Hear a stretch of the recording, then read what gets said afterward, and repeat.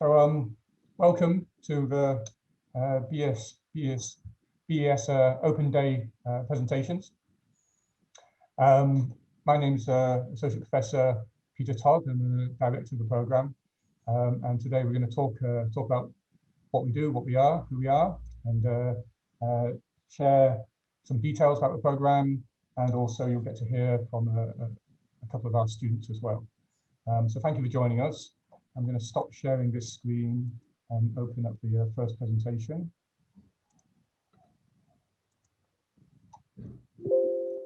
And the Deputy Director of the Programme, Associate Professor 𝗗𝗶𝘃𝗶 will start off. Dan, over to you. Thanks, Peter. And hi, everyone. Nice to meet you. I'm Dan.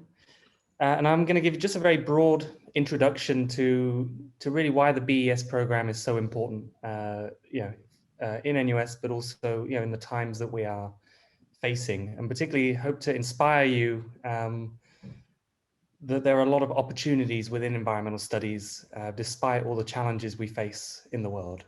So next, please, Peter. Thanks. So broadly, the BES program, Bachelor of Environmental Studies program, is quite unique. It's a 4-year direct to honors cross-disciplinary program, one of only a few cross-disciplinary programs in NUS under the new College of Humanities and Sciences.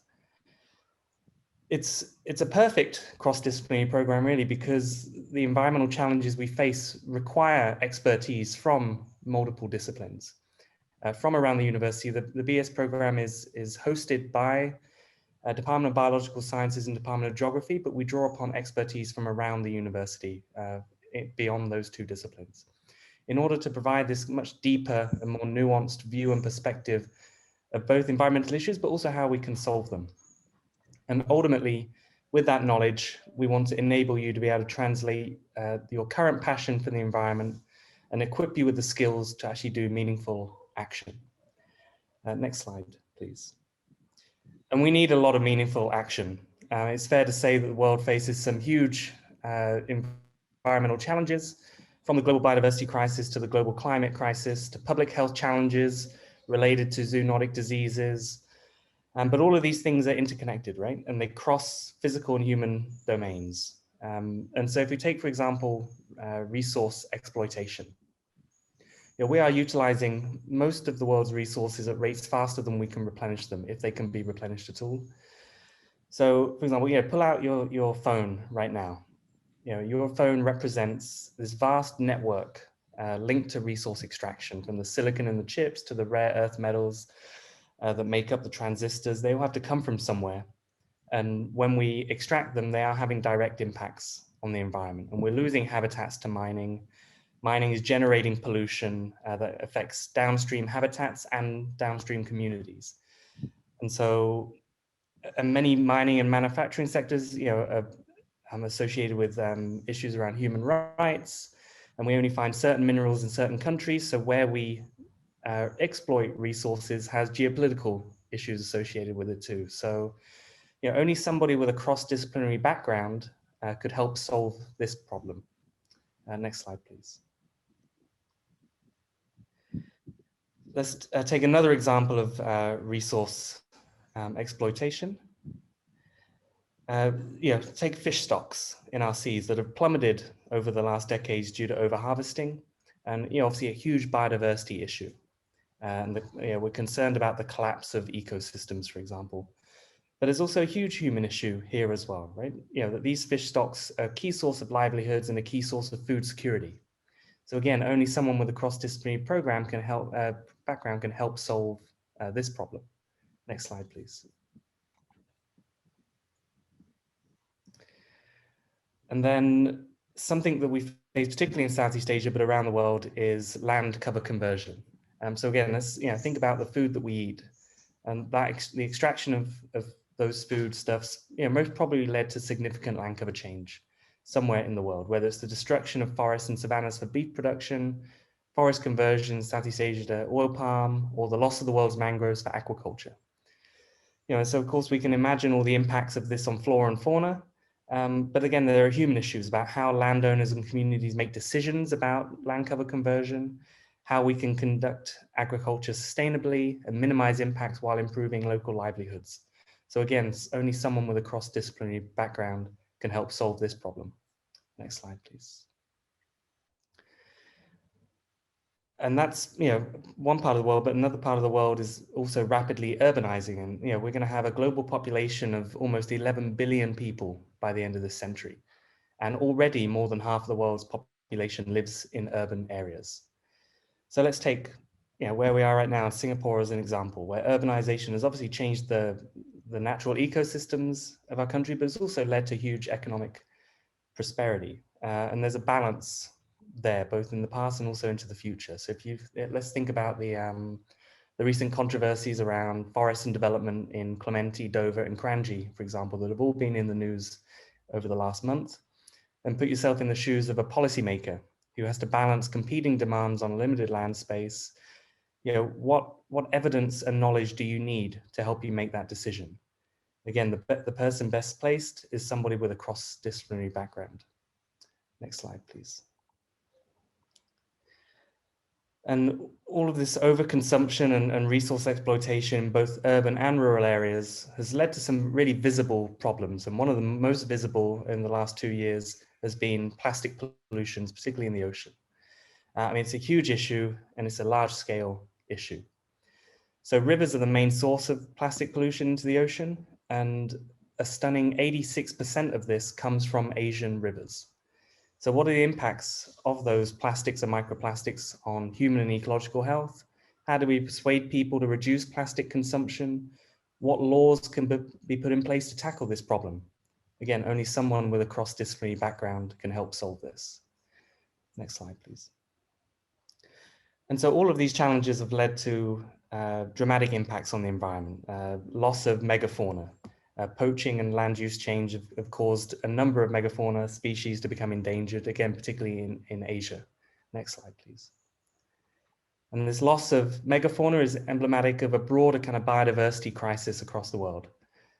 And we actually have no idea what the impacts of this biodiversity loss might be. How many species can we lose before an ecosystem collapses? Next slide, please. And of course, everything I've just talked about is occurring against the backdrop of climate change. And everything we think about and everything we talk about how we use and solve these environmental problems, we have to consider climatic changes as part of that. So we are causing climate change through resource over-extraction and our emissions in the atmosphere, but also the pollution, land cover change, and urbanization are all contributing to reducing the resilience of ecosystems to be able to adapt to climate change, such as sea level rise or ocean acidification. And all the environmental degradation that I've talked about is also reducing the resilience of human populations to climate change. Next slide, please.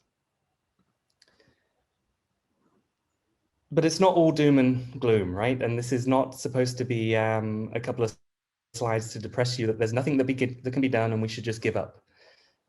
It's not too late to make a dent into some of those challenges that I mentioned.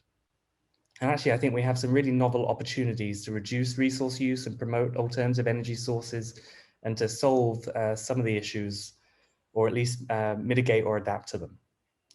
So if we take Singapore as an example, we already have a carbon tax, we're investing in alternative energy sources, and we will have transitioned all of our cars to clean energy vehicles by 2040. So there are ways of contributing to mitigating some of these issues. And so the Singapore Green Plan 2030 was released just a few weeks ago, and it highlights a range of opportunities and pathways to a more sustainable Singapore. But, again, who has the skills to implement these broad visions, or to think of these novel opportunities and how we can contribute to them?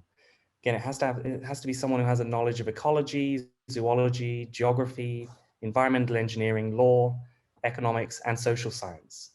And this is really what we train BES students to do. Next slide, please.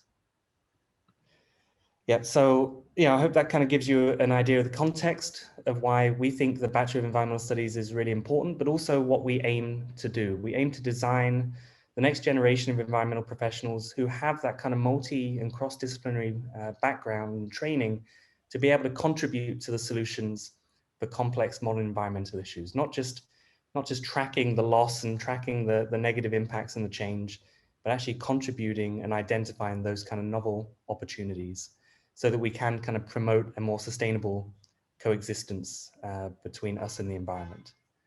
And with that, I will pass on to Associate Professor Todd. Thank you. Great, thank you so much, Dan. So I'm going to talk a little bit more about the structure of the program. BES is a joint program between Faculty of Science and Faculty of Arts and Social Sciences, with important contributions from Faculty of Law, School of Design and Environment, NUS Business School, 𝗖𝗹𝗶𝘃𝗶𝘃, School of Public Health, Department of Economics. They all contribute to this cross and interdisciplinary program, bringing in different perspectives and hopefully solutions to the current environmental problems. BES mission, I just thought I'd highlight some of our aspirations. As Dan has mentioned, our cross-disciplinary approach to dealing with environmental issues, our desire to encourage our students to become advocates or even leaders, to be agents of change, using what they learn from BES to generate solutions and make change.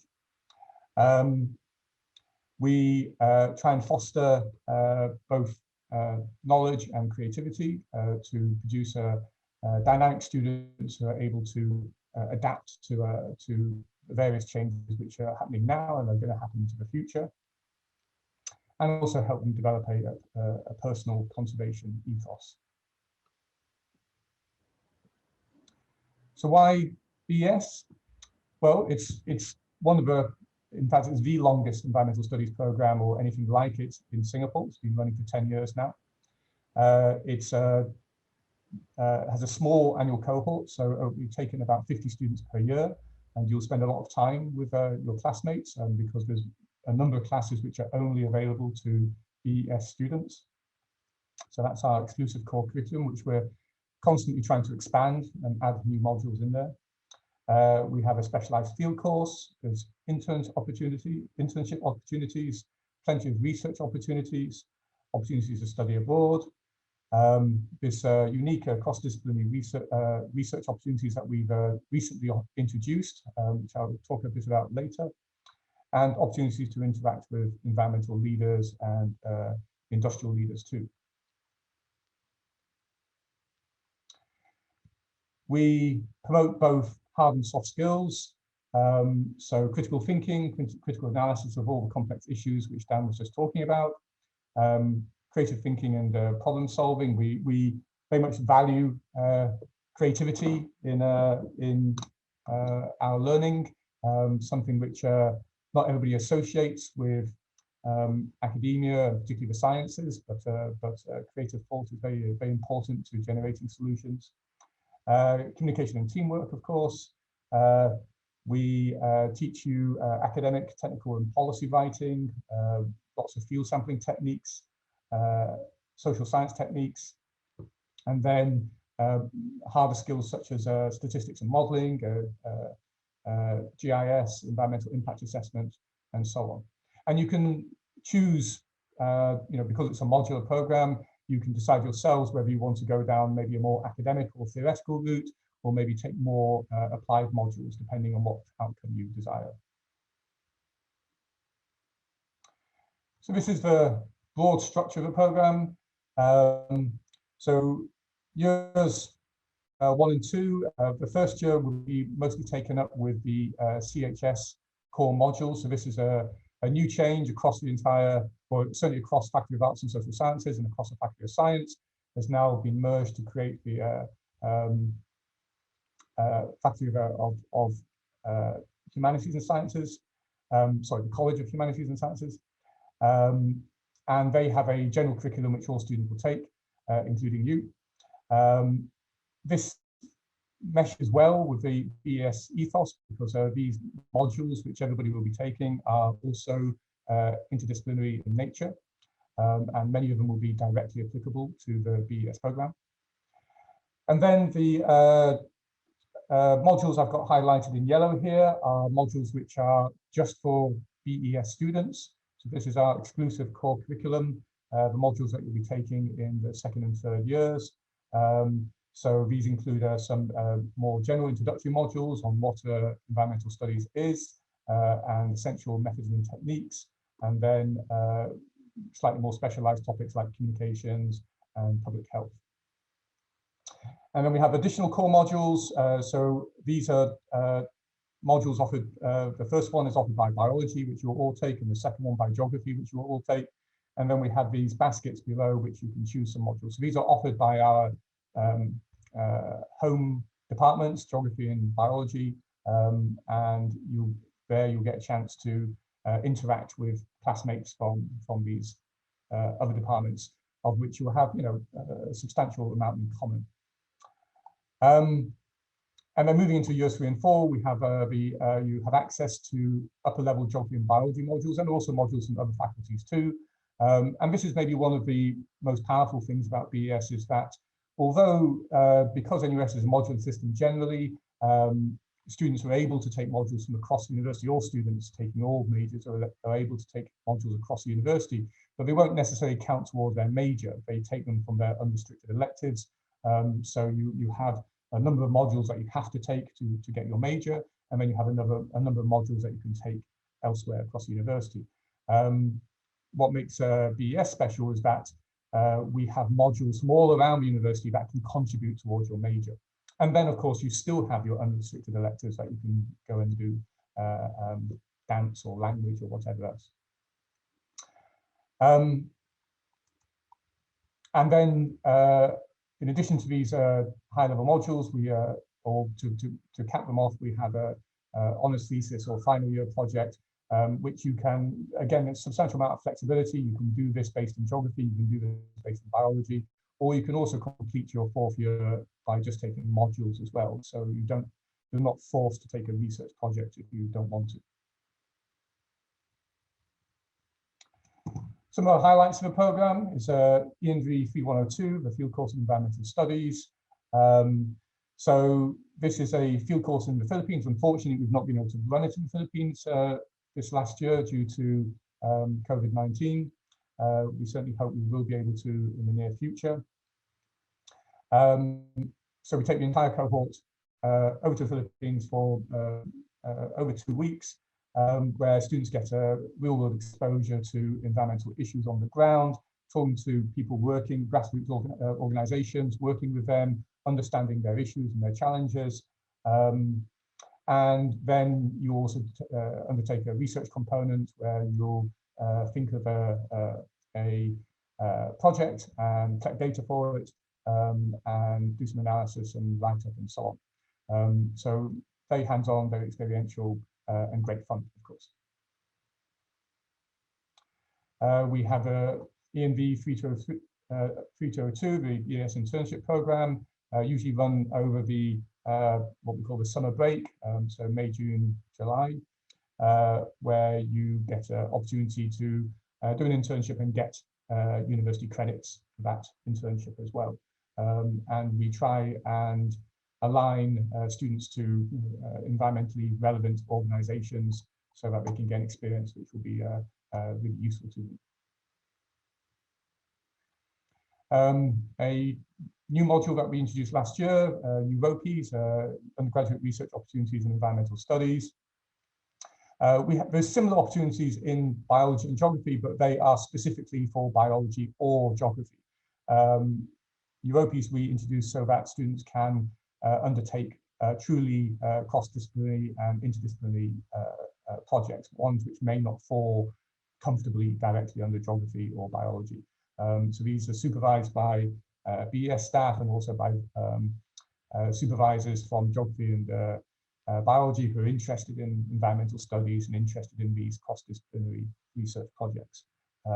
So here's an example of a student last year studying coastal change in Mindanao. Another student looking at ecological engineering solutions for seawalls in Singapore. So these deal with both geography, human and biological questions.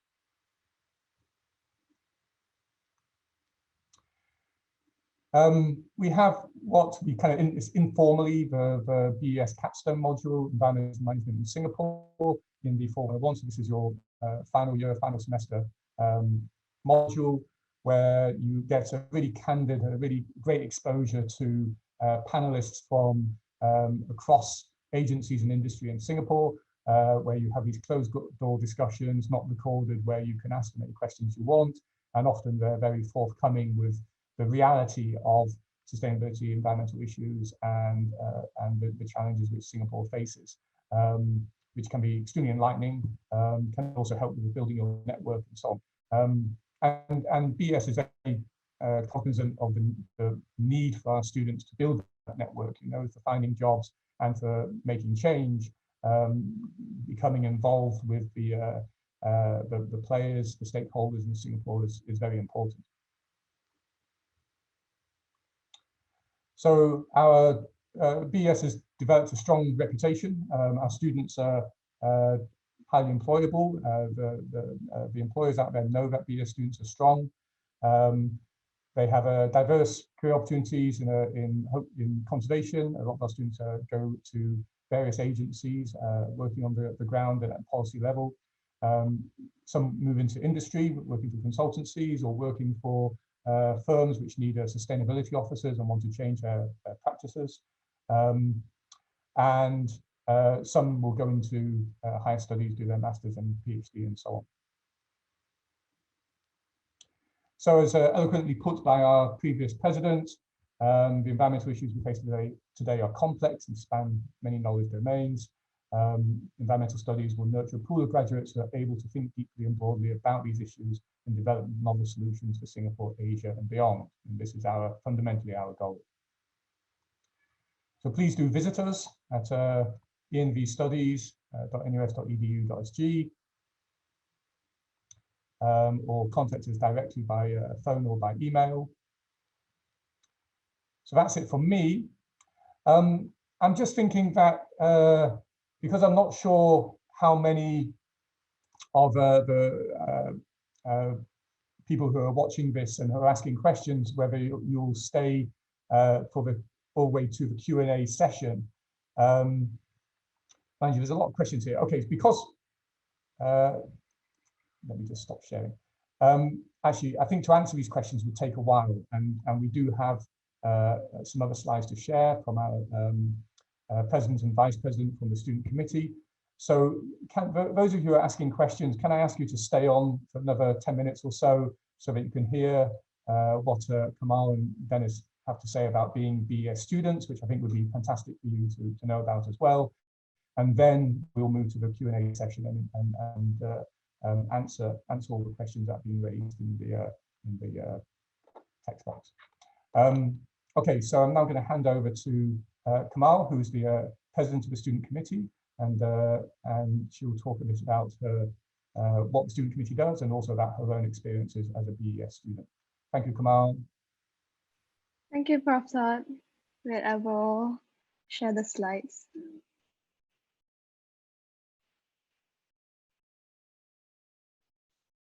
So, a very good Saturday morning to everyone. My name is Kumal, and I am a year 3 BS student specializing in environmental geography. And yeah, I think now we're not going to have any specialization, but I think I saw a question about like, do you need a geography background to be specializing in geography? And I did not do any geography studies. The most I did was secondary 2, so it's completely fine. I'm also the president of the BS student committee. And today I'll be sharing more about the non-academic perspective of my BS journey. So when I first joined BS, the most common question would be, why did you choose this course? So for some people, it will be a specific interest like marine ecology or some plants or some flowers. And for me, it was more of wanting to find solutions for environmental issues that Prof. 𝗵𝘀𝗶𝘃𝗶 mentioned earlier. And so because like throughout the years, I keep hearing about, issues such as climate change, and I want to learn more about it.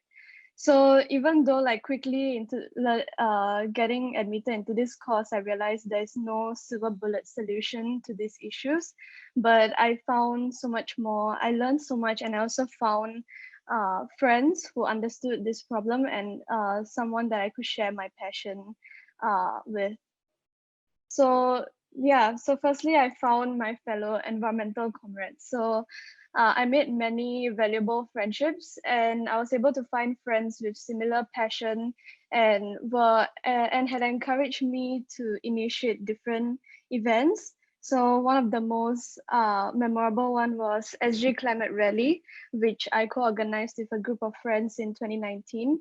And the friend that you see on the far right is the one who was my first supporters, and she stayed through to help organize this amazing event. And I never thought that this would have happened, but we managed to gain about 2,000 people who stood in support for stronger climate action and demand for stronger climate policies from the government. And me on the left is bird watching with my friends. So I did not know about bird watching until I entered BS. And this is a picture of me bird watching at Bidadari Park. So we know how redevelopment is taking at such a fast pace. So the moment we heard about redevelopment plans, we went there to bird watch for one of the last few times. And then I also got the opportunity to join the BS student committee 2 times. So the first time I joined was in year 1, where I organized some events. And the second time was right now, when I got to co-organize and meet new friends through this committee. So yeah, I like to say that despite the COVID restrictions, we were able to organize quite a few events for the BS student body. And yeah, I can go through that now. So one of it this one was in 2018. So this is the Intercoastal Cleanup Singapore, where we collaborated with, so it's called ICCS, and we collaborated with them to go and clean 𝗂𝗃𝗹𝗶. And it was one of the first few times that I actually went to 𝗗𝗏𝗶𝘃𝗏. And it was a very enriching experience, because not only did I learn about environment through textbooks, but I also learned about it through these activities firsthand. And I also picked up valuable insights, like how a lot of the trash was actually plastic, and surprisingly, a lot of it also was swept up from the shore from other countries, because they had like Malaysian labeling and things like that. Then unfortunately, last year we couldn't have our annual ICCS coastal cleanup, so we collaborated with ICCS to do a mangrove cleanup at Sungai Pandan. And yeah, this was also my first time being in the mangrove, so it was a whole new experience for me. And I was also very proud that my team was able to organize this event and break the teams into small groups so that we could carry out this event. And we surprisingly collected 91.9 kg of trash, which is quite a lot. We found again a lot of those usual plastic trash and cans and things like that. And these are some of the other events that are organized by the BS student committee.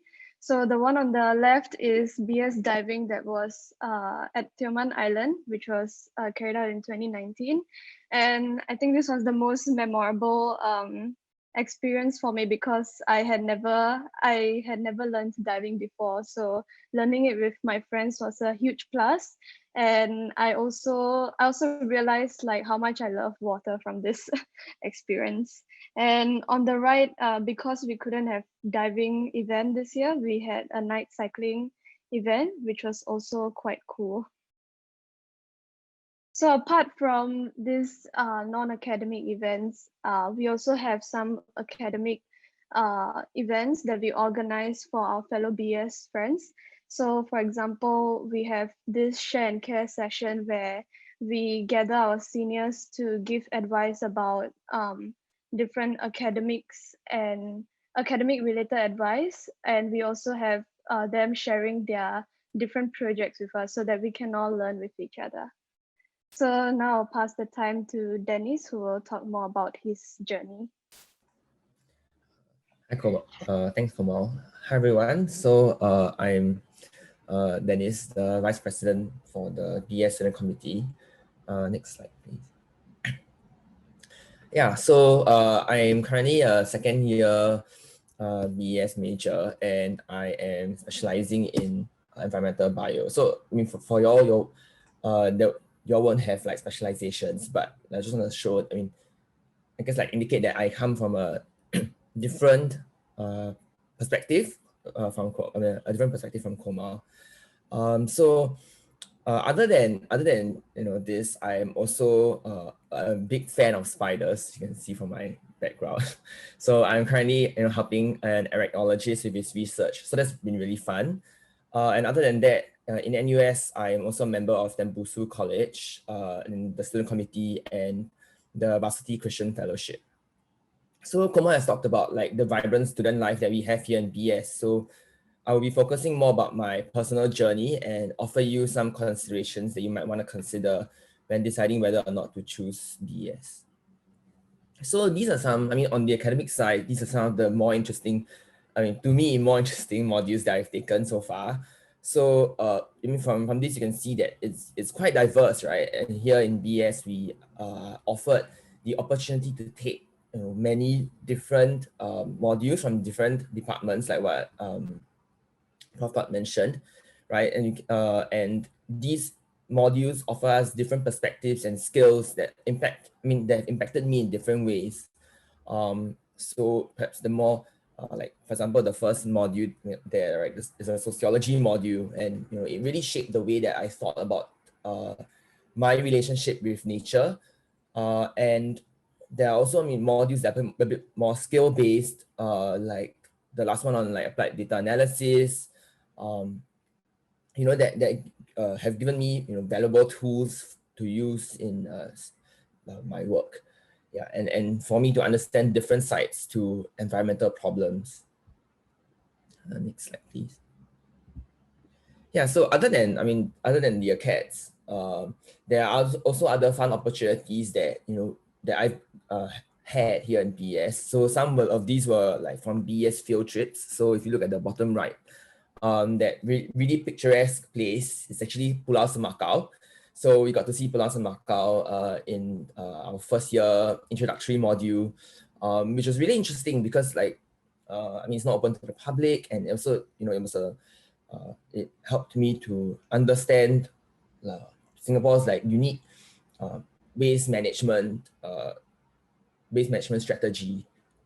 So other than that, there were also other fun projects that I managed to do, and also on the side of like internships and other source opportunities, I've managed to gain quite a bit of this from like what you can see and to enjoy. For me, I really like I really want to do something related to like wildlife conservation, and so BS has equipped me with the skills to really get these internships and opportunities to get out there and to try all of that.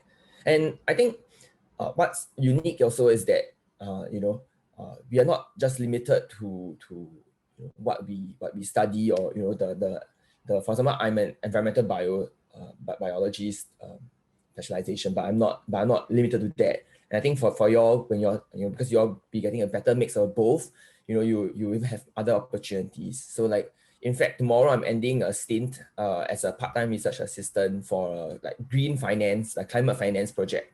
So this is something really different from what I thought I'll be doing, right? Like wildlife and all that. But here I had the opportunity to do things that are way outside of my traditional scope of work, I guess. Yeah. So and while these may not be say opportunities that we are all the photos here that I'm showing that may not be opportunities that perhaps are BS given specifically, but what is really nice is that there's a community that supports me along the way, and I can always count on, right? So Prof. Todd mentioned about how we are really small cohorts. So my cohort is about 40, 45 students. And, it's really nice because there's always something, someone who was interested in what you are doing. For me, before I came into BES, there were, so sometimes I talk about, say, spiders, or talk about, my environmental interests. Not everyone would be really interested in that, right? But it's really nice to find people who, who are interested in my strange fascinations. And it's also nice to have a group of friends to do nature activities together. So if you look at some photos with my friends who we went to clear invasive weeds in 𝗶𝘃𝗵 Nature Reserve, or to watch, like bird watching, right? Like 𝗂𝗏 mentioned, and it's really nice because I can just easily send a message like, oh guys, there's this opportunity, and then immediately everyone will be like, yeah, sure, and then we're just going to do it. So it's really nice to find people who are interested and are really I guess ready to enjoy these opportunities with you. So next slide. So here are some, I'm providing some perhaps some considerations that some considerations that I had when I was deciding on whether or not to choose BES. So well, these are not like, I'm not trying to say these are like the perfect set of considerations that you should take, and then they'll differ according to your priorities. But these are some considerations that I had when I was choosing this course back in 2019.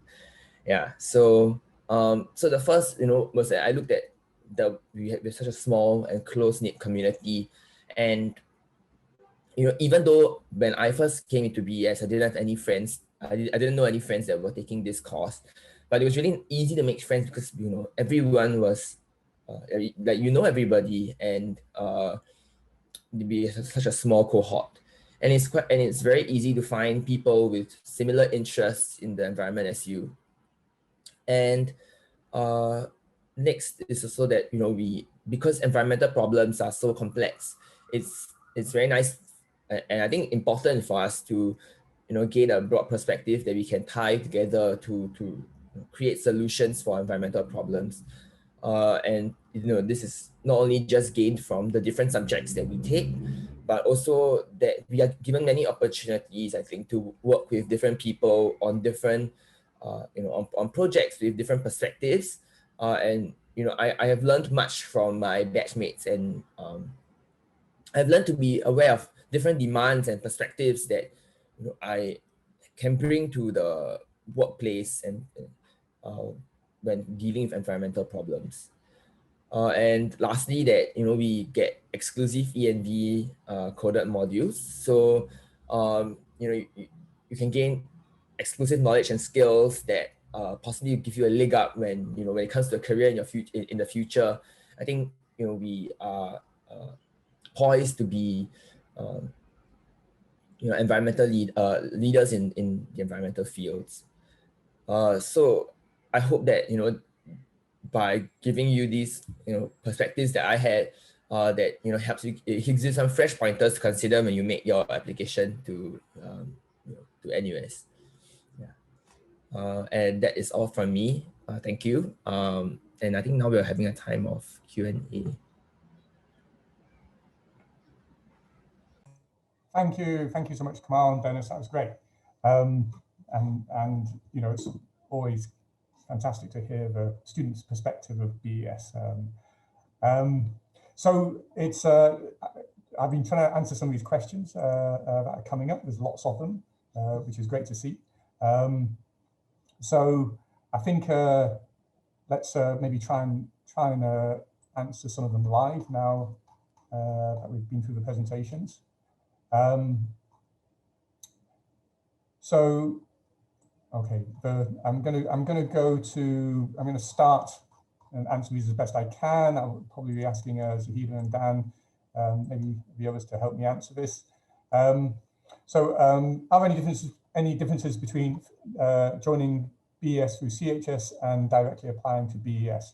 So the BES is still mostly direct admissions. So most of the students joining will come straight into BES, although they will still take CHS modules. We will take a small number of students through the CHS route. Exactly how that works, to be absolutely honest, we're not entirely sure ourselves yet, because it's the first time we're doing it. So CHS is new to everybody, and exactly how students transfer, it will depend on the, a lot will depend on the interest. So if we have 100 students coming in from CHS who want to take BES, then we will have to, we're only going to take in maybe 10 students from that route. We will have to come up with criteria to deal with that. So I'm afraid we don't have those criteria yet. But our feeling is that there will be substantial interest through the CHS route, and I would encourage you to apply directly if you can, basically. Okay. I don't know if there's any other opinions on that from 𝗂𝗍𝗶 or anything that I'm not covering as far as the CHS route goes. No. Okay, I didn't introduce, so 𝗂𝗍𝗶 and 𝗖𝗃, who are here with us. 𝗂𝗍𝗶 is basically our executive manager. She's the one that you have a lot of contact with throughout your application, as well as once you join BES. She deals basically with all administration matters, and she's also the one at the end of the phone, and on the 𝗬𝗶𝘃𝗶𝘃 email will go directly to her. And then 𝗖𝗃 is our full-time teaching assistant. So she works on the program, helping all the 𝗬𝗶 modules to run smoothly and so on. She's a geography graduate. Okay, next question. What's the workload like? Is there a lot of readings and seminar discussions, or more lab work, field work, lectures, tutorials? Everything, all of those. There's no, officially there's no more workload than any other major. All the majors are the same, essentially. But we do find that BS students tend to take on other things because they're enthusiastic. And this we see with individual modules and also with popular programs. The more that the students get into the module, the more that students get into the program, the more they want to do. So it's not our fault. Officially, the weightage is the same as any other major, but often students will do the extra mile. Would you agree, Kamal, Dennis? I mean, Kamal and Dennis are excellent examples of this because they're both on the student committee, and that's a lot of work. So they're obviously doing more than they need to, but they enjoy it, I think. Dennis, you look like you're about to answer. Yeah, definitely. Yeah, I think I mean, even though that there is quite a bit of work here, but I think we are given quite a bit of flexibility in uni to choose whatever we want to, we want to do. Yeah, so I think definitely you'll be able to have take on opportunities outside of ACADS as well, and yeah, even with the heavy workload. Yeah, it's I mean, it's and there's a good mix of lab work, field work, lectures, tutorials, readings, and so on. I mean, it's the lecturers on the program are excellent. They all are always trying to improve the quality of their materials and how it's delivered. And the NUS generally is very proactive in boosting, adopting the most recent pedagogies and using technology for learning and so on. They're always trying to improve. So it's a good program, a good mix of learning modes. Which overseas universities that recognize NUS BES degree or partners of NUS that we can study postgrad? So all the Bachelor of Environmental Sciences, Bachelor of Environmental Studies is a it's a 4-year honours program which is recognized by everybody, just as any major degree is from NUS. So don't worry about that. Singapore is one of the best universities in the world. A degree from Singapore from NUS is a strong degree wherever you go. Our mission is solely based on grades, will be a compulsory ABA since the 80s. So it's you need good grades to have a chance, to be honest. And then if you're coming in through other routes, generally I mean, all our students are passionate, so you tend to need a bit more than just passion, to be honest. You need good grades, and if your grades aren't quite there, then if you have evidence of being involved in environmental issues or ecology or conservation or nature groups, natural history, you know, if you're actively engaged already, leading something at JC or high school and so on, you know, this is what we're looking for.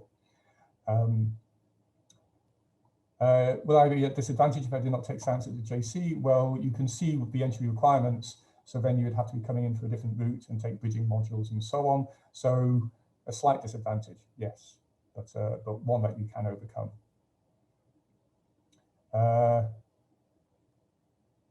I'm not environmental studies as my first choice. Can I qualify for bonus 2.5 rank points? I'm not. Is it 2.5 at the moment? 𝗂𝗍𝗶, do you know?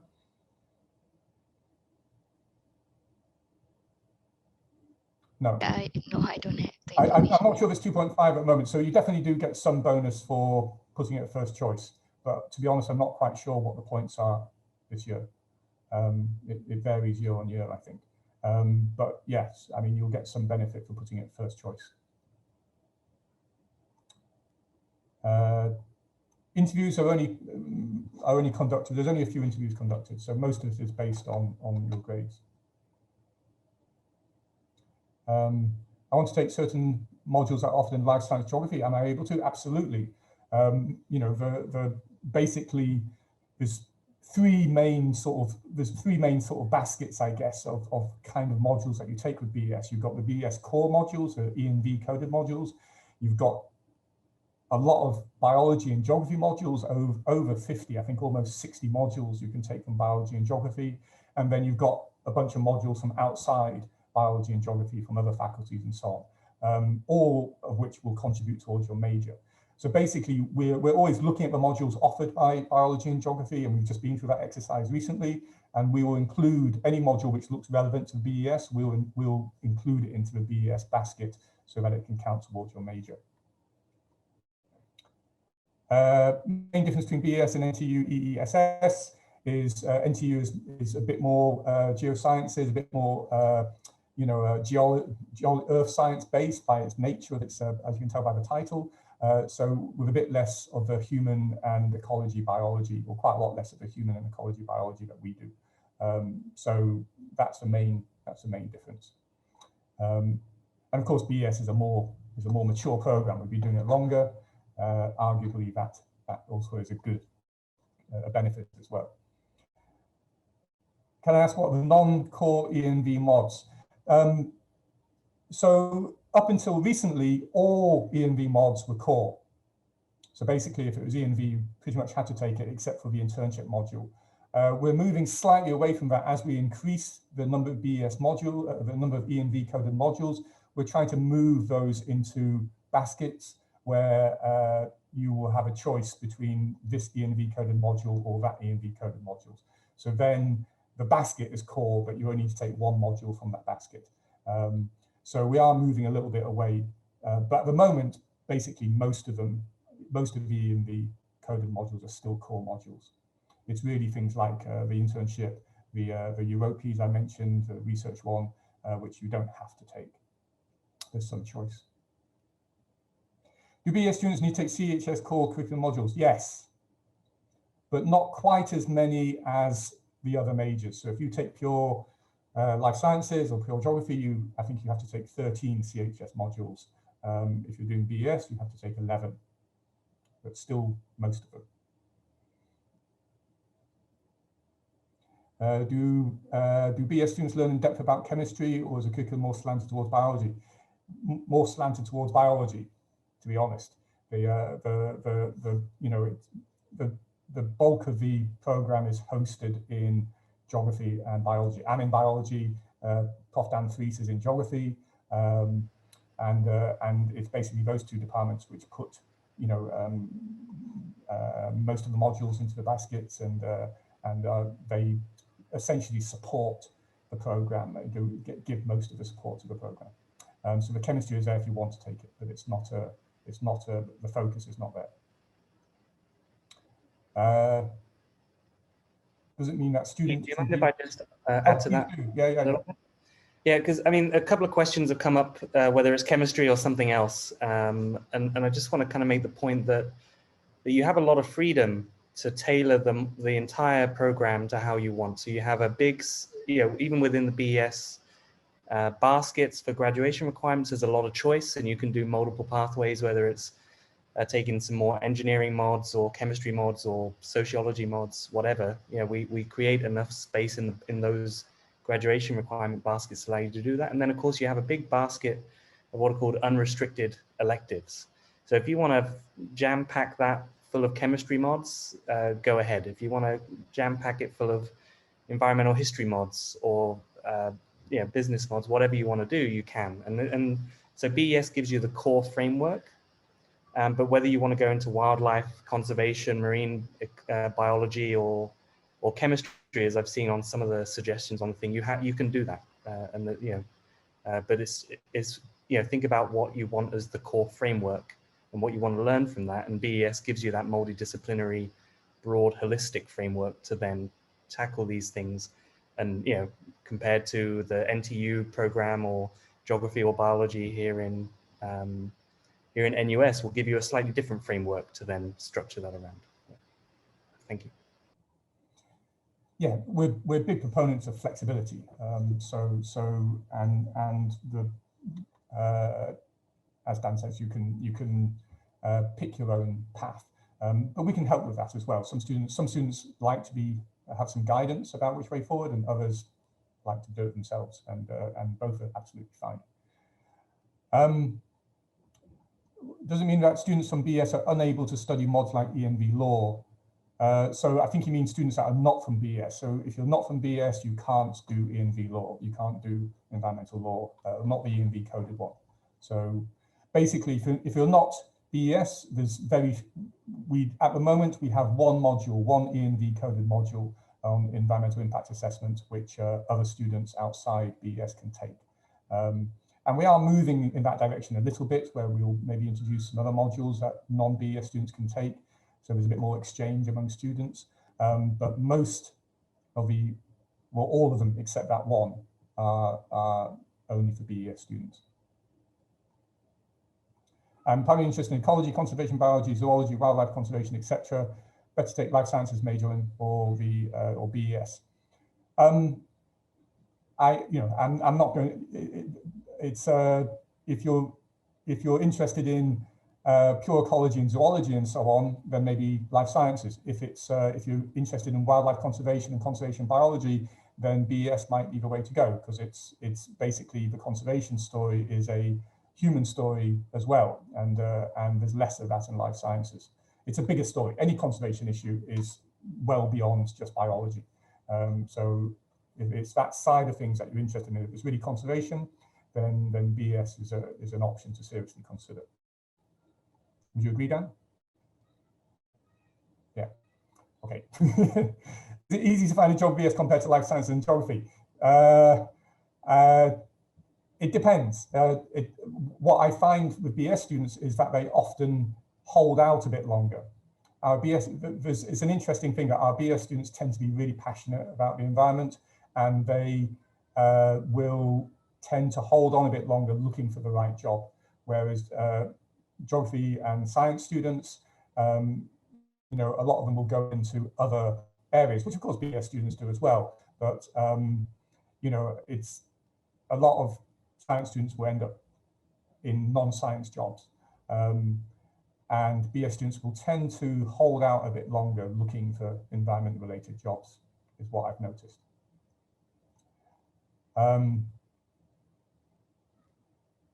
Internship opportunities, self-source, and we will try with internships. We'll try and find good organizations. So we'll work on our own contacts as well, but of course you can self-source as well. Before BS, will there be an interview? Only if it's ABA. Most students come in through their grades, through the registrar's office. Yes, there are 2 routes, but the CH route will be is only for a small proportion of students. I don't take biochemistry. You can still apply if you're interested, but it's a bit, you'll be coming in through interview route. And as mentioned before, you kind of need to demonstrate some fairly strong environmental, ecology, conservation type credentials to get in through that route. Will FASS be fully merged with CHS or CHS an additional towards it? It's a good question. So it's a virtual merger. So the two faculties, FASS and FOS, still exist as separate faculties. The College of Humanities and Sciences is essentially a virtual merger. There's no physical merger. And the two faculties still operate independently in some ways and then together as CHS in other ways, particularly on undergraduate, I mean, basically undergraduate education, that side of things, they're working together. That's my understanding anyway. With any other opinions about this, Dan? No, okay. My daughter is currently still grading Indian school for subject English. Can she apply for the degree? She can. Anybody can apply. It's just that your chances without the science, without chemistry or biology and math, at least chemistry or biology and higher math, it'll be quite tough. Apart from the overseas module in 𝗏𝘍, are there other opportunities offered in BES, and where are some of the locations students can go? So you have open access to the life science field courses. We have one on 𝗄𝗶𝘃𝗶 and one in Sri Lanka, which you would have access to. And Dan, do you want to mention the geography ones? Yeah, so BS students can also access at least 2 geography field trips as part of their graduation requirements. One is a field investigation in human geography, which goes previously gone to Cambodia, and then also a field investigation in physical geography, which has gone to Kenya, to Fiji, a lot of different places. And then, of course, there are other field modules that you can, again, use your UEs for. Given current situation, could I ask about the percentage of lessons online tutorials? Kamal, Dennis, could you give us some indication about how much of your lessons are face-to-face versus online at the moment, please? For me, because of the COVID situation, almost all of them are online, except for 1 or 2 field trips. Yeah. Oh wow, actually for me it's quite the opposite. All of my lessons are online except one lecture. Yeah, I think perhaps because I'm taking this semester I'm taking quite a few life science modules, so there's a lot of like field work and lab work. So those will be live. Yeah, oh actually yeah, two lectures are online. Yeah, but I think for now most of the arts lectures are still online. But I think they are trying to gradually move towards having more and more in-person classes. So I'm not sure what it will be like in the coming academic year. Yeah. Okay, thanks for that. So you can see it's quite variable. It's dependent on the module. From the sciences perspective, from FOS, we're allowing face-to-face modules for classes of 50 and below, or below 50, including the lecturer. So that's the current rule. So if the class is over 50, it tends to be online, or maybe a hybrid model.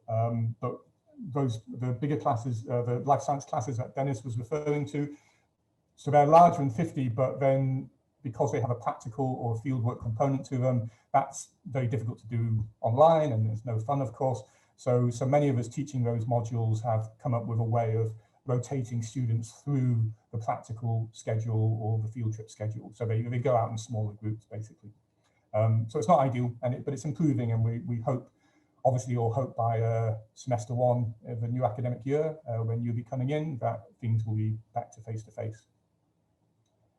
What is your home fac in BES? We don't have one. It's split between FASS and FOS. What's the primary mode of learning in BES? There isn't one.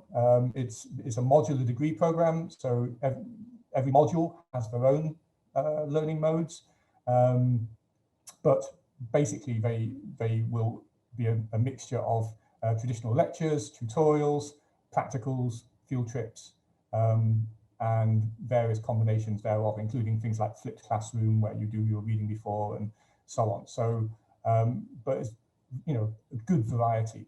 And I think the nature of the modules, which tend to be within BES, tend to have maybe more hands-on opportunities than modules in other majors. Are BS graduates eligible for grad school in urban planning? I don't know what the requirements are for urban planning grad school. I don't know whether is this a master's program? I'm not sure. Might need to get a bit more. If you can ask us specifically which program it is, exactly which program it is, we can find that out for you. Is there any plans to increase the intake this year? Yes, a little bit, but not a lot. So we will see on the number of applicants and so on. So it's around 50. So the program has gone down. At the lowest numbers it's been 46 or something, and the highest that we'd probably ever take would be 55. So if it goes up at all, it will be that 10% maybe. What's the FYP like for BS? So that's an interesting question. So FYP has changed across FOS and FASS for all majors. It used to be 16 MCs, which is 4 modules worth of research. And across all the majors, that's now been reduced to 8 MCs, 2 modules worth of research. So this is new for all of us. BS will follow that because we're under FASS and FOS. And then it's, apart from that, it's much like any other honours project, except that maybe with BS you get a bit more opportunity to do some cross-disciplinary projects. So you can do something which is more geography leaning, more biology leaning, something in between, and also something which maybe involves more, so we have lots of students who do more human geography leaning projects, or some students who do more human geography leaning projects, but we're also open to students having supervisors from outside FASS and FOS as well. Is also possible. I might just chip in quickly, Peter. I think what's really, what I think is really cool about the BS program is that you get to choose whether you do the Faculty of Science FYP or you get to do the geography honours thesis. So you basically get access to double the number of profs than those majors alone, which I think is so you have much more diversity of the sort of research that you could do for your final year project, which I think is quite unique and gives you a lot more flexibility, because of course what you want to do at when you choose your home faculty in year 1 and what you actually get interested in by year 4 might be the same, but might be quite different, right? So I think having the choice of doing either option I think is quite exciting. I agree. Okay, I lost what I was up to. Internship opportunities. Sorry. So the range of rank points for A levels will be what range of rank points will be required for admission to XDP? I mean, it depends again because it varies depending on the admissions. So I can't answer that with a firm answer. As best as you can, basically. Why is a cohort good question. Why is a cohort intake only 50? It's because for two or three main reasons. One is for it actually does come back to this learning modes. Basically there's more opportunity for more discussion type learning through it with a smaller class size. So once you get above 50, it becomes quite difficult to have an actual discussion. And of course, because it's the same class, because that class spends a lot of time together, they become, quite a tight group and are more willing to discuss and talk and so on. It's also related to the field course. So everybody does a field course. So taking more than 50 students abroad logistically becomes really very challenging. Kamal, Dennis, would you have any thoughts on the class size and how that affects your learning? For me, I think small class sizes will be better for learning. Yeah, I think when it becomes too large, then the attention that the profs can give every student, or it becomes quite intimidating to ask questions or try to contribute to class discussions. But in smaller classes, I mean, for me, it's a lot more comfortable.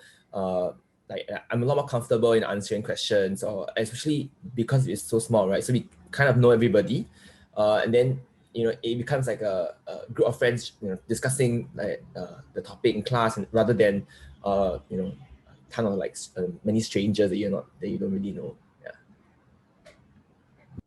Yeah, I agree with Dennis. Like for me also, I found the class size of 50 just nice because it feels like a very close-knitted group of friends. And it's also good because in class, there are activities where the whole class can participate together. And yeah, it makes learning much more personalized as well.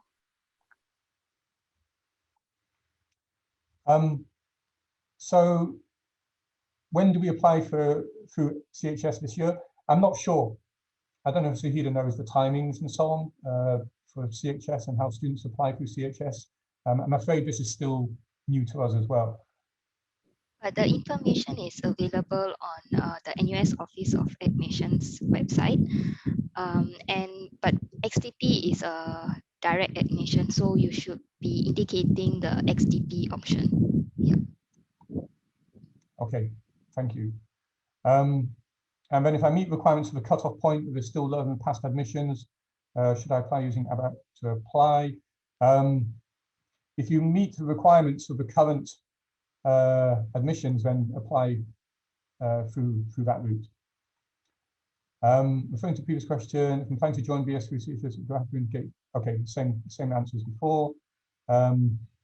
So far, will all the pass intake straight A students? We certainly have a lot of straight A students. Is an XDP BS offered from this admission year onwards? Is the same as BS of tutoring programs? So it's basically the students joining BES this coming academic year will be taking the BES XDP, which is in many ways very similar to the original, the BES which Kamal and Dennis are taking. The same modules are still offered. The two main differences are that in this coming year, you will be taking the CHS modules in the first year and a couple in the second year, and that we are doing away with the specializations in geography and biology, and so now they're merged so that you won't go your different ways, which we feel is a good thing. Generally, it's something that we talked about already in BES about doing away with these specializations because it is a interdisciplinary program and it should be like that all the way through. So now all the students will be doing drawing from the same modules all the way through from year 1 to 4. So those are the two major changes. But I think as far as there's pretty much what's available to Kamal and Dennis is still, as far as modules you can take, are still available to the incoming students as well. In fact, maybe other modules that aren't available to Kamal and Dennis. So there's a few changes, but the core, the central part of it is the same.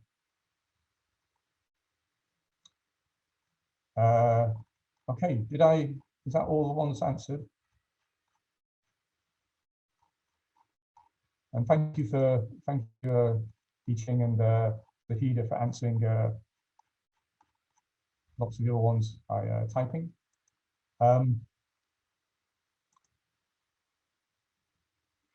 Okay, have I missed anything? I know I think this part of the open house or open day, sorry, is 11 till 12. I don't think we mind staying on a bit longer if there's more questions coming in. Are the majority of module lecture tutorial based, or are there more hands-on aspects? It's a mixture of both. You will get plenty of hands-on, some lectures, some tutorials. Depends on the modules as well. Some modules are maybe more lecture-based, some modules are more hands-on. It really depends, and you'll find this out from your classmates and your seniors. One of the things that is special about BES is that PBS students are, you know, they interact a lot, they hang out together, there's good communication from the seniors to the juniors, and lots of opportunity for incoming students to learn about how the program works and what modules, what the different modules are like. So students spend a lot of time discussing this, you know, which are their favorite modules, you know, do this one, don't do that one. And a lot of that is based on, you know, people's preference for, you know, their own learning modes, you know. So if people like to be taught in a lecture format, then there's plenty of lectures that do that, plenty of modules which are like that. If people want to be out in the field or do hands-on, there's plenty of modules which do that as well. And there's plenty which do both. I think there's stuff there for everybody. Okay, I see some more questions coming in. Is XDP-VS offered from this admission year onwards? I answered that one already. Yes, it'll be around 50 students. Okay, I think that was it.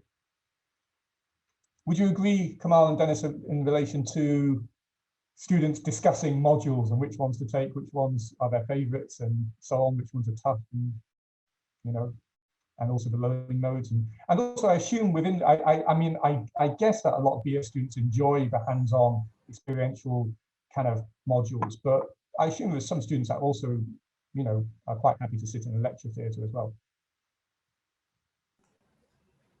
Yeah, I mean, we do have a BES repository. So, I mean, the student committee does. So these are like it's a Excel sheet of like feedback from students about like modules, and then, you know, usually before we plan for our modules for the coming year, we will look through this and, you know, try to see which are some, you know, modules that are perhaps more suited for our own like interests. I mean, and our own learning styles.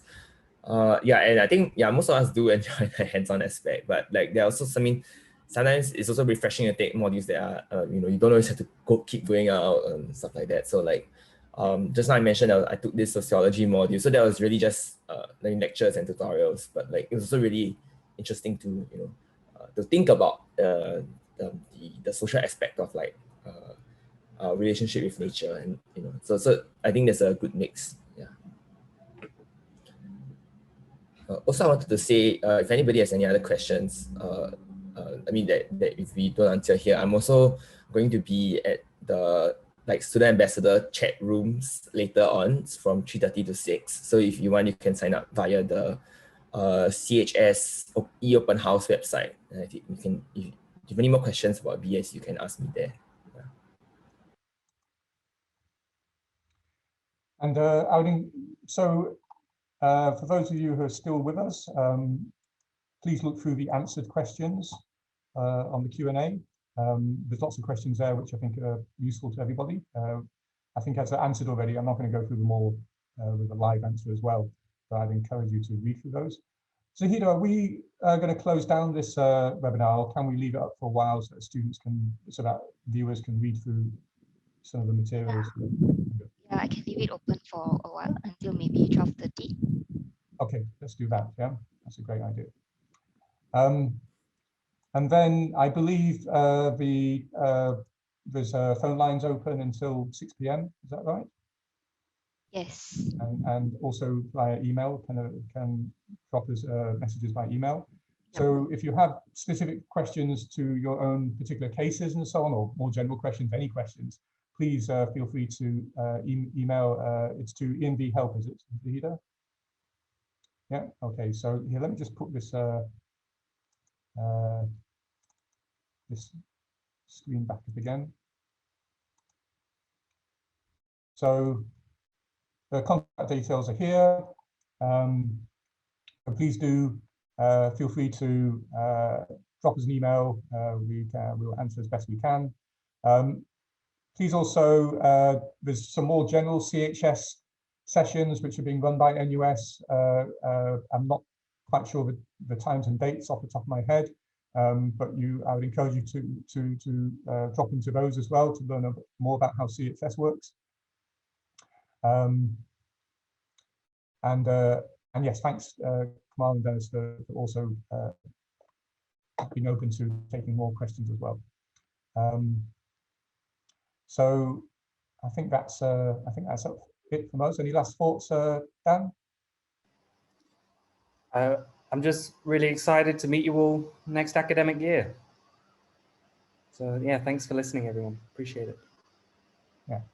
Yeah, please do join us. It's a great program. We'll have a lot of fun, I'm sure. Dennis, Kamal, any last words from our student committee? Yeah, the same. We look forward. We are really excited to have you on board and hopefully get to know you. And they will still be with us. So Kamal and Dennis, they'll be in their 4th year by the time you join. They'll be very senior. I think Dennis will be in the 3rd year. I'll be in mine. Yeah. Oh, that's right. I beg your pardon. That's great. So even better, you get 2 more Also years. fast. Yeah. So yeah, you will have at least a couple of familiar faces when you join. Okay, so I think we'll all leave this space and we'll just leave up this information for another 10 minutes or so. Great. So I think that's it. No more questions. Then I think we'll bow out. Zahida, I'll stop sharing this because I think you need to put up the screen, Zahida. Is that right? Yeah. Okay, sure, I can do that. Okay. So thank you everybody again for joining us, and hopefully see you in August. Okay. Bye now. Take care. Bye.